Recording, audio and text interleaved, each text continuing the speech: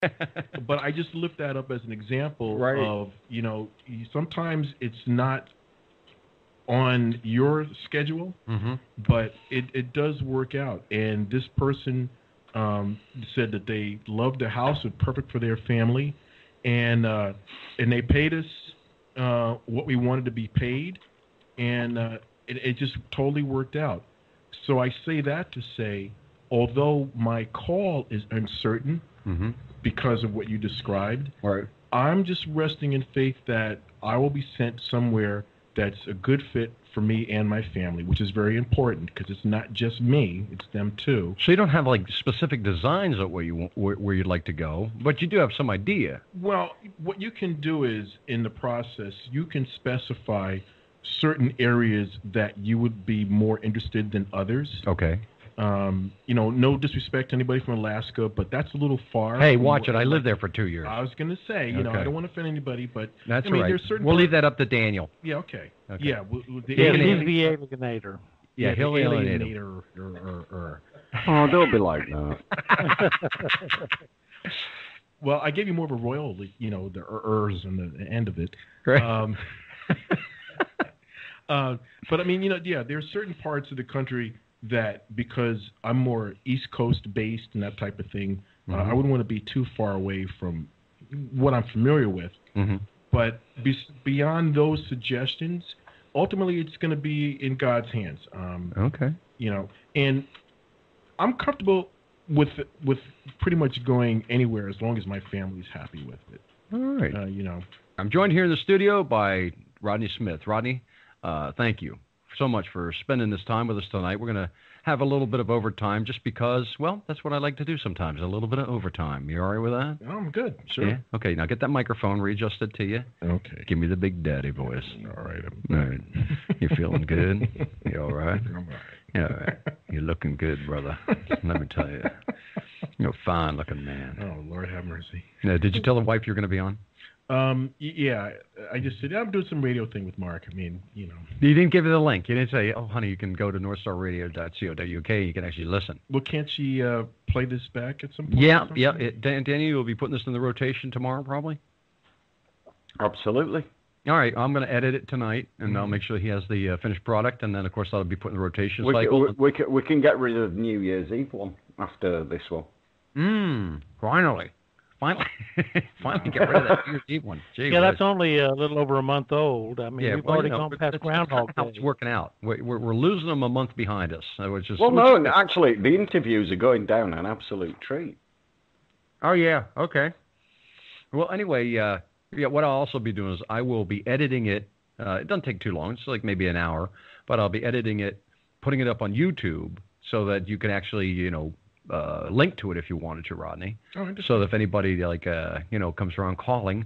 So, Rodney, tell us about yourself. I'll tell you about myself. Linking it to YouTube. Just link to the radio station, please. Yeah, you can go to the radio station, go to northstarradio.co.uk. Well, I'm sorry, northstar-radio.co.uk. And the only problem is that sometimes, I don't know exactly what time the shows come on stuff. So you would, unless you know exactly, unless you find out from Daniel. But I'm going to put it on YouTube anyway, so you can quick link to it. Well, they rotate basically every sort of 9 hours. Is that what it is? Okay. Yeah. Well, Daniel, don't you publish a schedule of some kind? Yeah. How about that, Dan? How about a schedule? Oh, don't be so stupid. And notice that they Yanks, what do you want? They use the British term schedule. Schedule. Yes. Yeah, well, even if I schedule it, I can't actually do it to the minute because I had lots of shows, you see, right. and then I can't absolutely schedule it to a certain You're time. good? And certainly some shows go 2 hours, and some shows go 3 hours, and some shows go for 4 God's hours. sake, Steve's show goes in 4 parts. That's correct. I'm trying to get Rodney amped up on nicotine here so he'll keep rolling. He's like, "Oh, give me a break, will you?" Give me another cigar. Well, anyway, I want to thank everybody for joining us this evening. Daniel, I also want to thank you for taking the time and producing the program, and Steve, of course, for joining us in and co-hosting with me. That's my pleasure, Mark. I appreciate it. And mine too, as well. Good. If you guys have any questions for Rodney, absolutely, you can give us a call. Our phone numbers here in the United States are area code 206-456-0742. That's in the U.S., area code 206-456-0742. They're posted on my Facebook page. You can also go there. And if you're in the U.K., the phone number is 0203-603-6256. That's 0203-603-6256. I did that without my glasses, I'll have you know. And if you want to email us direct, you can email Mark at northstar-radio.co.uk, or you can email Steve, and that's Steve at northstar-radio.co.uk, and I'm not giving you my email address because I get all the flack. It's studio at northstar-radio.co.uk. Yes, if you have any flack, send that to studio at northstar-radio.co.uk. All complaints and obscenities, please refer to studio at northstar-radio.co.uk. I do have another email address. It's called general.dogsbody at. Actually, we should give you a new email address that is Alienator. Okay, well, I'll be doing some editing tonight, apparently. Yes. Apparently. So. No, you got to leave all that in. Hey, Mark, I've got a couple of questions for Rodney. Go right ahead, Steve. Hey, Rodney, first of all, great show. I am stunned at your background. I've known you a long time, but I didn't know any of this. And I'm truly stunned. I know that you're about to be ordained, and what called you to ministry? What made you decide to move in that direction? Yeah, Rodney, what exactly? Well, it's something that you can only partially put into words. Well, I agree. I understand because I'm there as well, and so, but I'm curious as to what led you in that direction. You mean what led me in terms of events in my life, or something within me? I mean, what made you decide I want to pursue the ministry side of my life? I'm curious. Well, okay.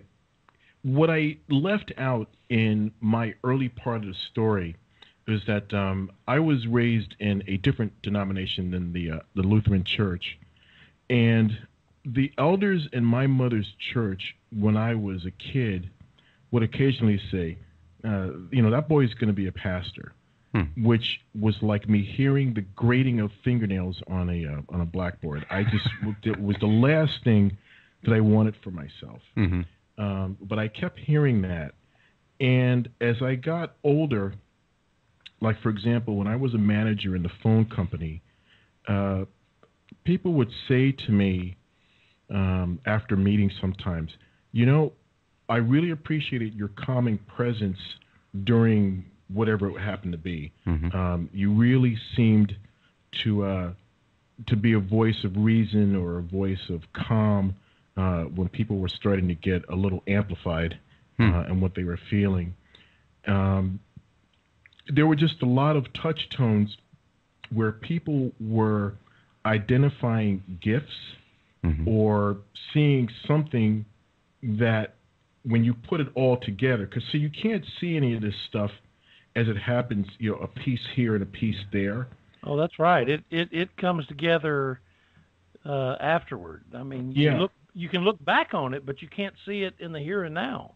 Yeah, I mean, I can see how these piece parts. I mean, I like how people refer to this type of thing as a mosaic. You can see how all those little bits and pieces fit in for the final image at some point. But when I was living through them at the time, I really didn't get it until I had, I guess you could call it, a mosaic moment when, like, people would just do stuff. There's a woman who probably nobody knows out there, but her name is Heidi Jacoby. She's a good friend of mine. She was a youth director at my church, and she's still back in New Hampshire. Yeah, she's pretty active in the New England Synod up there, and she would do stuff. I didn't know it was her until later. All right. Before I got into this, I would start getting literature from the seminary just out of the blue. Oh, really? Yeah. I'd get like the quarterly newsletter or literature about classes or an application form, and I'm like, why am I getting this? I never put in for any of this, and it was her. Oh, really? Because she saw something in me that just said, this is what you really need to be doing. And I've just had so many of those little bits and pieces that I had a moment where it just became plain to me that this is what God intended for me to really do. What about Tanya? Did she, like when you brought this up with her, how did she receive it? She said, I can totally see you doing this. Really? She just right all the way. Well, because, see, I never really thought of it like I'm doing all these things to find out if I could be a pastor. But, like, for example, when friends that we knew suffered a loss, right? I was able to go and be with them and just be a presence. Sometimes maybe even other family members couldn't. And, in fact, Kelly, who I talked to you about, who basically got Tanya and I together, when her father passed away, they're not really church folk, as it were, and they called and told me, Larry died. Right. And I said, well, I'll be right over. And I said to Kelly on the side, I said, I know you guys really aren't church folk, but would you like me to seeing if our church would be available for the services, or how can I help? Right. And I was expecting them to say, no, we're not interested in that. And to my surprise, they said, yes, we very much would like to do that. Now, we ended up doing it in the funeral home as opposed to the church because it just made more sense, because they didn't really have a community, of the people there that would know them. Right.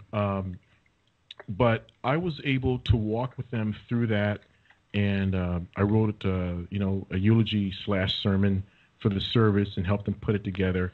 And it's just been other times when I've done pastoral stuff without ever thinking I would go to seminary or any of those types of things. And it just kind of all hit me one day that what I was feeling inside and what other people were telling me and how events kept being put in front of me, that this is what it's going to be. This is what I'm going to do. And I remember being outside one night and saying, Lord, I know people shouldn't make bargains, but I tell you what, I'm this close to retiring from the phone company, and I'm too close to quit. So if you'll let me finish up there, if you want what's left, I'll be happy to give it to you. Right. And the thing that really pushed it over the edge, Tanya and I, we agreed, yes, you should be doing this. But we had the issues of, well, how are we going to do the move, and what about the house and all this kind of stuff. And a lot of praying on that. And it's a bit expense and all that kind of thing. And I got a call from the seminary in March of 2008.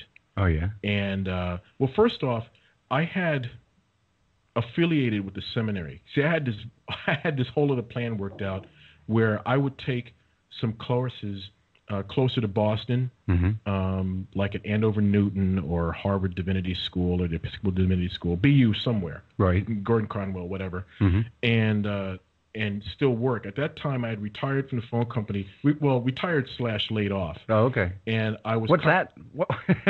Retired/laid off. Well, what happened was, I got to tell this because this is just so ridiculous how things fall into place. I went to visit the seminary in November of 2006. Right. They have these regular scheduled visits where you come down for a weekend and you get to see what the place is like, and you worship and meet some folk and maybe sit in on a class or two just to see, what you think of it. So while I'm there, I open my big mouth and I say, Lord, I've become such a professional fence sitter. You ought to do something in my life to just help me, get going. Right. So I fly back from Philly back to Manchester in New Hampshire. Right. Like on a Tuesday. That Thursday, there is a massive layoff at Verizon. Really? Massive. And I was one of the people who got laid off.